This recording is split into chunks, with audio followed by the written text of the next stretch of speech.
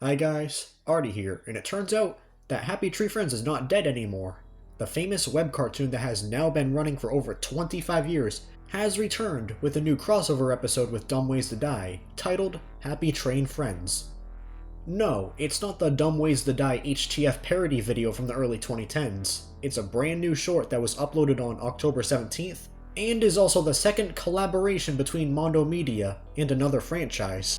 In this short, the commuter train travels to Dumbville from Dumb Ways to Die, so both Happy Tree Friends and Dumb Ways to Die characters die in train-related accidents because, of course, Lumpy is the conductor. This is the second collaboration Happy Tree Friends has done, with last year's short centering around the Crackpet Show being the first. I'm guessing they made another one because of how successful the promotional collaboration they did with the Crackpet Show performed. Mondo is presumably sticking to only collaborations as new episodes, and I'm fine with that, because the properties they're crossing over with at least make sense and fit in line with what you'd expect from Happy Tree Friends. Dumb Ways to Die and HTF are staples of early 2010s internet pop culture, and are also, well, about dying in unbelievable ways and freak accidents. What's next? They're gonna do a Final Destination parody? After watching this short, I can definitely say I enjoyed it more than too much screen time from last year. The cross-promotion doesn't seem to be as blatant as the one they did with the Crackpet Show last year, and the visual gags are better. It's nothing out of this world, but it was a fun watch, and also nice to see that HTF has mostly stood the test of time. You can only do so much with shock humor after 25 plus years that mostly everyone above the age of 17 has grown out of, and moved on to other series.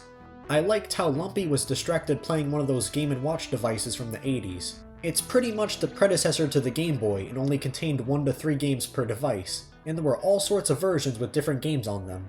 I also liked the gag at the end of the short where Lumpy finally clocks out and you can see Flaky, Nutty, and one of the Dumb Ways to Die characters' faces stuck in the street lamp because they got severed from the pole earlier in the episode.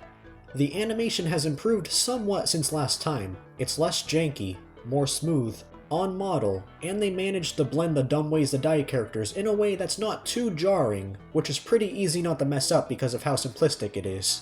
A few people pointed out an error in the short where the red guy had a different, low-pitched voice at first, but he had Sniffle's voice later when he fell onto the tracks.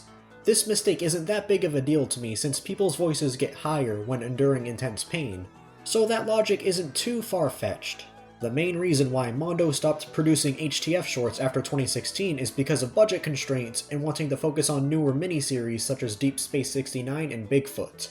The other issue not only Mondo faces, but other creators as well, is that they used to be able to get away with much more adult humor and gore.